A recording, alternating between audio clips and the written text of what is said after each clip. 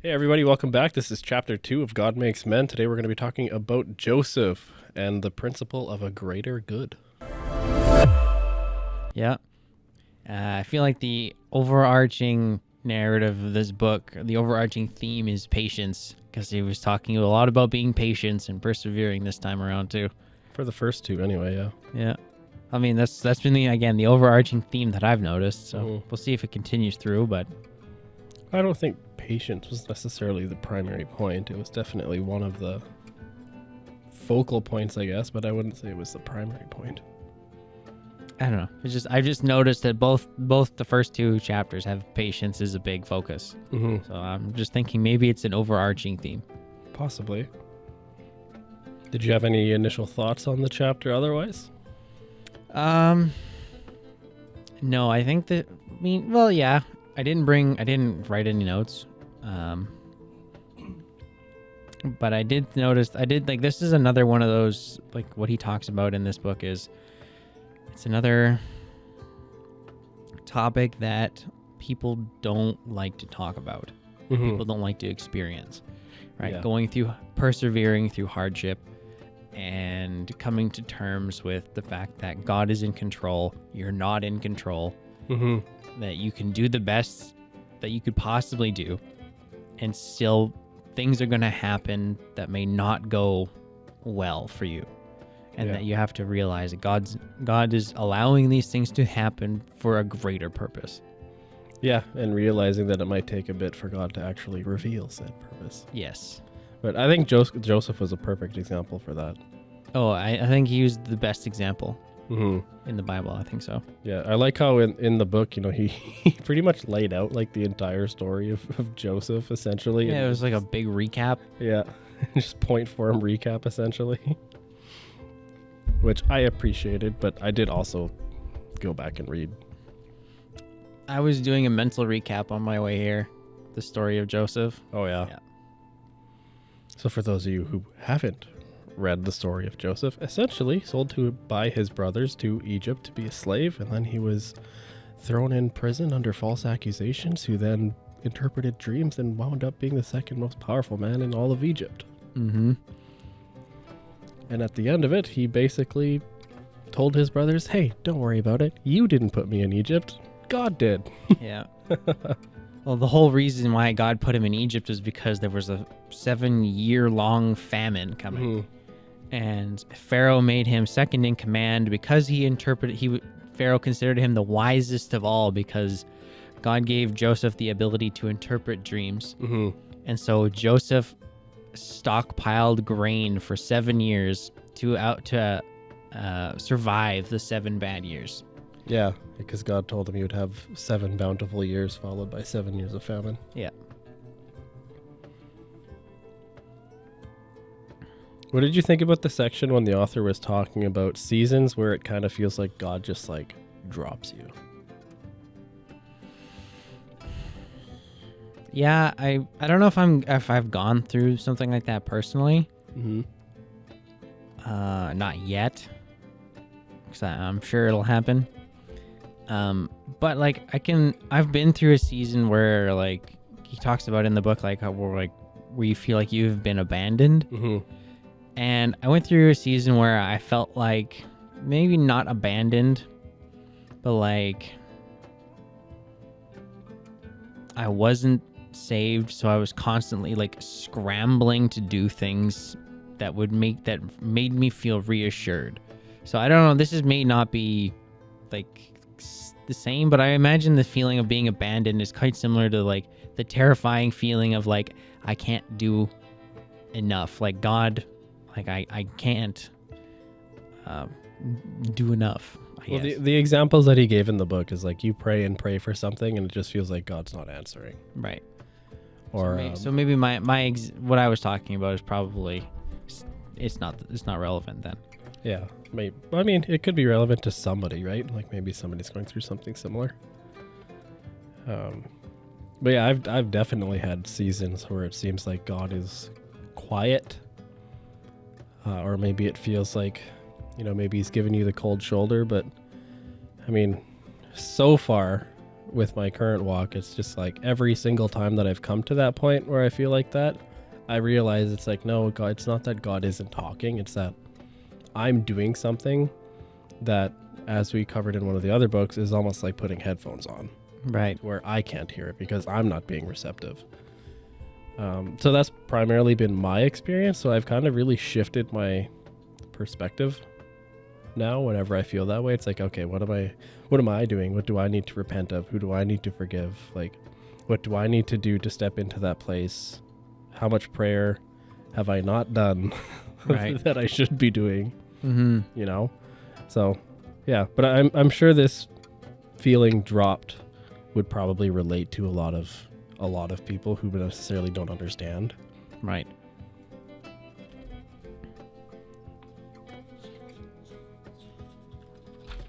Moving on to the next page.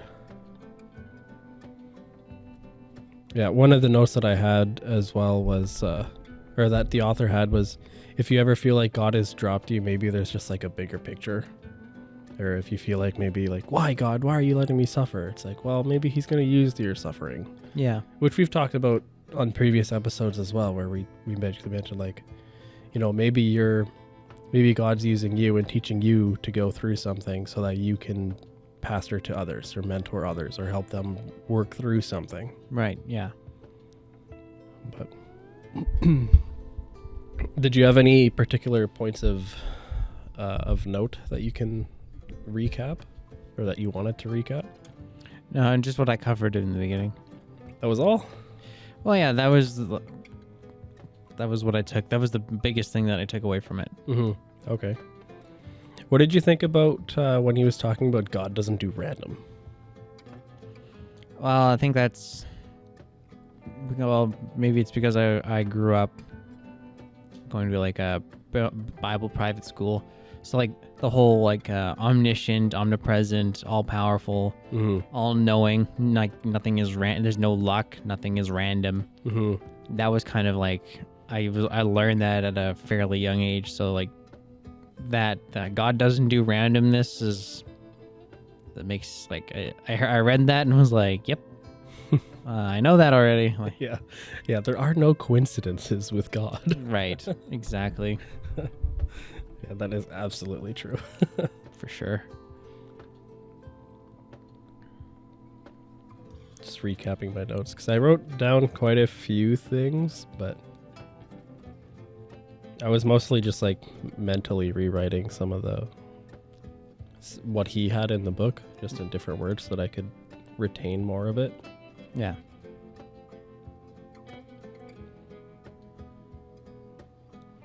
Yeah, so God doesn't do random, and then he gets into nothing happens apart from God's will.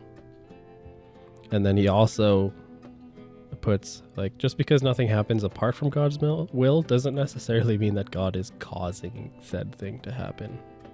Right. Yeah, he did mention that, like, you know, just because somebody is exercising their free will to do something bad to you doesn't mean that God is causing them to do that. Yeah. Yeah, he's just allowing it to happen. Exactly. For something else.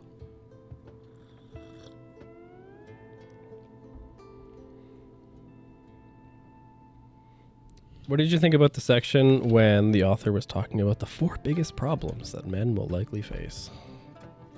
I agree. Those are I would agree that those are the 4 biggest problems that men will face.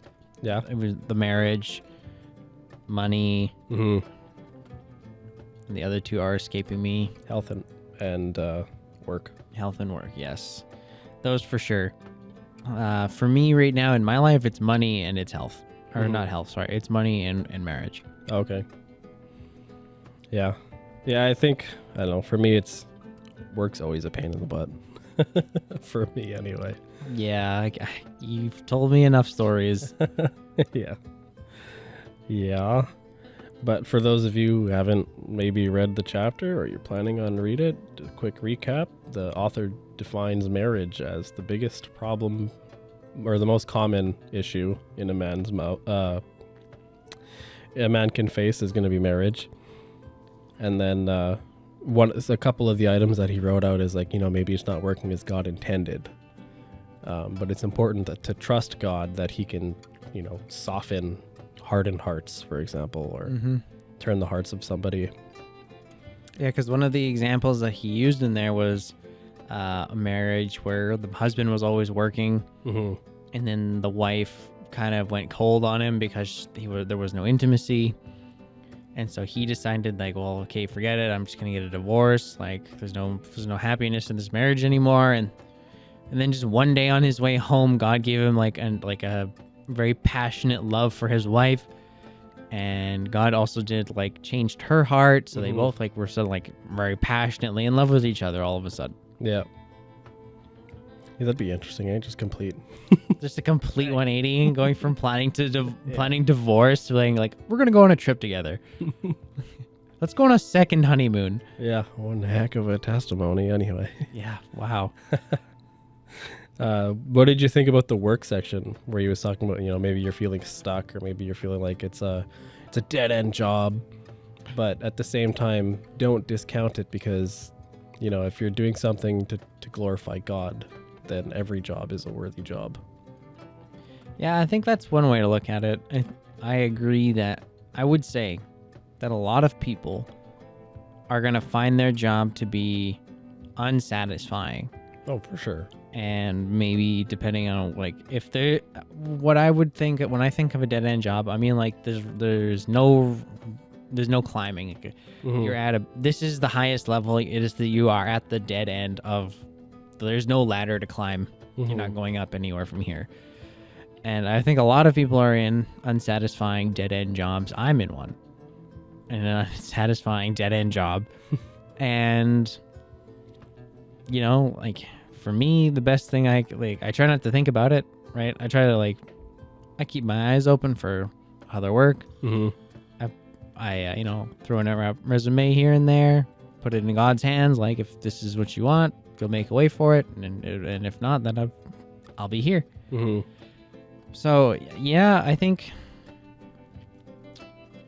changing your perspective, like he said, and trying to do look for God has put me here for a reason. What is that reason?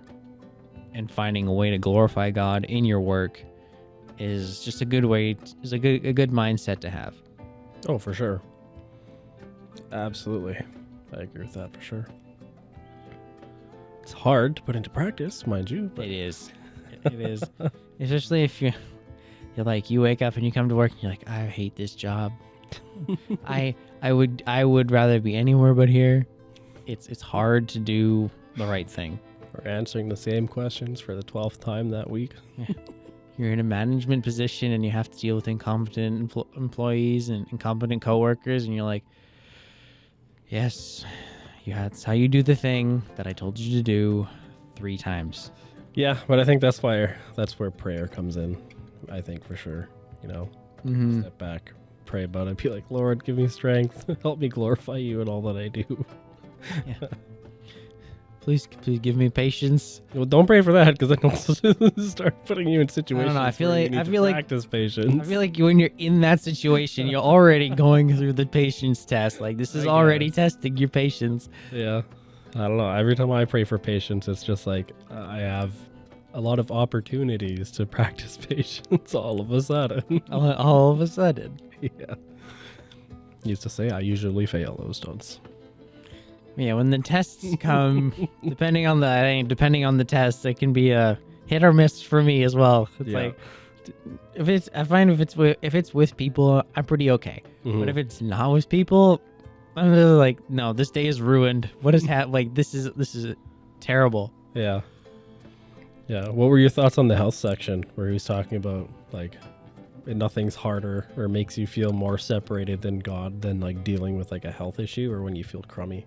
Yeah, or even when you're with when you have a family member who's going through who has a physical ailment or a mental ailment, and you want the best for them, and so you pray for them, and then you just don't see any results. Yeah, I would say that maybe not necessarily feeling abandoned, but feeling unheard. And just being like, what's the point? What's the point of praying about it then? Yeah.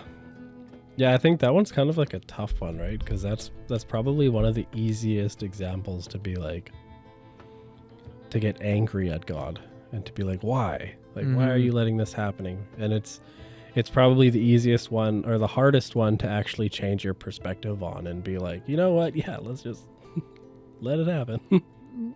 I'm only confined to a wheelchair. What's the worst? Like, it could be worse. Yeah. Yeah, I think that'd be hard. Like, I personally haven't had to experience anything like major health-wise.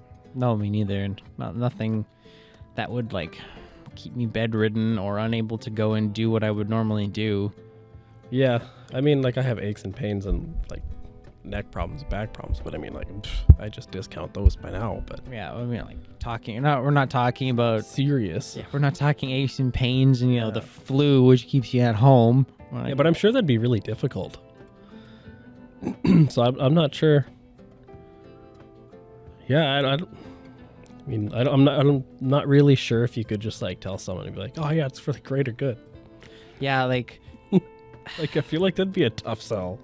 I know, and like especially when you think of like when you listen to like people say things like it's all part of God's plan, and you're like, especially if you tell that to somebody who's like terminally ill, and they're like, this is part of God's plan, like, thanks. I don't appreciate being a part of the plan. I have like stage 4 cancer.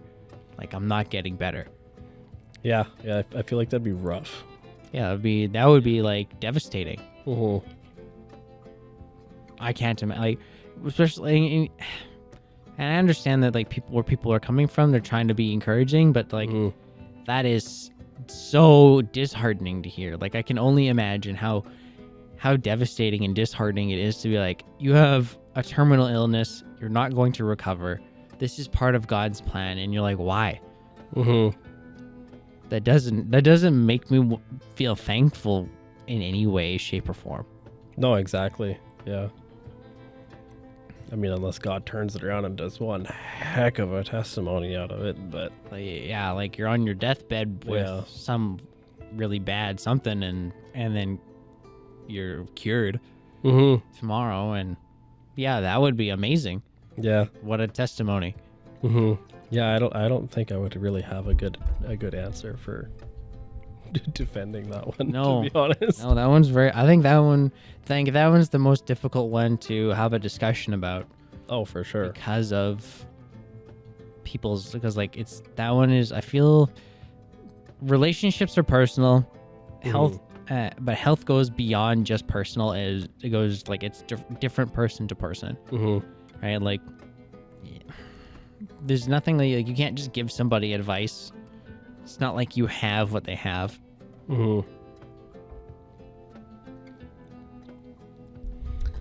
Yeah. And what did you think about the last one, which was money? That'll be something that people deal with forever. For as long as there's money to deal with, people will be dealing with money, and it will be a source of stress, and it will be a source of hardship. Yeah, I don't know. I think I have a different perspective from the author on this one as to why money's a challenge. Like, from the author's perspective, he was kind of talking about like the ups and downs of money, where it's like sometimes you feel like you're on top of the world, other times you feel like the mountain's on top of you, and it's like always going to be a struggle, and he was coming at it from that perspective. But what I really think the challenge is for men is to let go of the idolization of money. Like, stop making finances and money your primary goal, because God should be your primary goal. And after God, it should be your family. Right. Like, money shouldn't really even be in like your top 3 of your focuses, in my opinion. I think that's fair. I think that's fair. I know money is definitely one of my top 3 though. That's just the way things are with me. I'm not like constantly checking my bank account to make sure that whatever, but I am like 2 or 3 times a week. I'll check. Okay, I'm all right for the week. I don't have to worry about anything. Like, or sometimes it's okay. I can only afford to buy gas this week. And that's it. I mean, it's definitely going to be like one of the top stressors for sure. Mm-hmm. But when I say top 3, I mean like it shouldn't be like your primary focus of like, I need to make as much money as I possibly can. Because then it's like you're placing money above God. Fair enough. And I mean, I can't remember where it is, but there was that one verse where it's like you can't serve two masters. Yeah. Right? I know what you're talking about. Mm-hmm. I'll put it up on the link on the screen, like right here. Because I don't remember what it is, but it's something like that. I know it's in Matthew. Yeah. I think it's Matthew chapter 7, I believe. I'll find out when I post it. We'll all learn together. Yeah, if you've made it this far, feel free to subscribe. You're part of the 0.10% or 001%. Most people dip off after the first 4 seconds. You're less than a 1%er. Yeah. You're part of the most exclusive club on this platform. Yeah, join our Discord. What did you think about the questions? Did you review the questions at all? I kind of glanced them over. Yeah. I didn't take the time to like give them a lot of thought. Well, let's rip through them. Okay. So the first question was, do you have marriage, work, health, money, or other problems that you pray about, but it doesn't seem to change? And how does it make you feel abandoned by God? Or does it make you feel abandoned by God, for that matter? I would say I pray about my marriage the most. And that is also one that I don't see a lot of change in. Mm-hmm. I wouldn't say it makes me feel abandoned by God, but maybe I don't know. Like I don't go around feeling like I've been abandoned, so I don't really have a way to answer that. But I would say my marriage is the one thing that I pray about a lot compared to money and health and whatever. Mm-hmm. I am fairly healthy. I eat a fairly balanced diet. I wouldn't say I ate very balanced today, but like my money, I make enough. By God's grace, I make enough money to cover my bills and stuff. So I'm not like super worried about it. There's times where like bills come out at bad times, and okay, well, just have to be very, very frugal. Mm-hmm. That's fine. Yeah. Yeah, I think for me, work is probably something that I pray the most about, of like trying to ask the Holy Spirit to guide me and to not blow my temper, to just stay calm and not blow up, you know? I occasionally pray about money, but not very often. It's usually just like, Lord, this bill came out of nowhere, but I know you'll cover it. And that's usually the extent of the prayer. Number 2, I guess I didn't answer the second half. Does it make me feel abandoned by God? No, I don't think so. Question number 2 was, what was the principle that God revealed to Joseph, and does that change your perspective?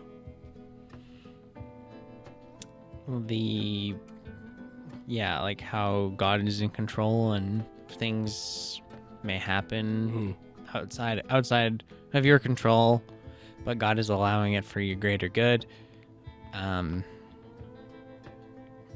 No, I wouldn't say it changes my perspective, because we talk like it. There's a passage in Romans that talks about that, right? How like God makes all things work for the good of those who love Him. So, like I've been thinking about that one quite a bit, and I've seen it in my life. Like sometimes something will happen, but like it'll get flipped around somehow, and it'll be like, wow, that worked out pretty much perfectly, right? Like I couldn't have planned that to be better. Yeah. So I've seen it in my life, and so no, that doesn't change my perspective. Yeah, I think I'd have a very similar answer. I mean, it's kind of like, I don't know. I think God's been putting me through trials and stuff to make me see that perspective of like, you know, trust Him, trust His plan. Don't worry about your plan, because your plan sucks, but trust His plan. So I think I've had that perspective for a little while now. And then the third question was, what did you need to learn or be reminded of in this chapter, and how do you think it will help you become more of the man that God created you to be? I suppose just keep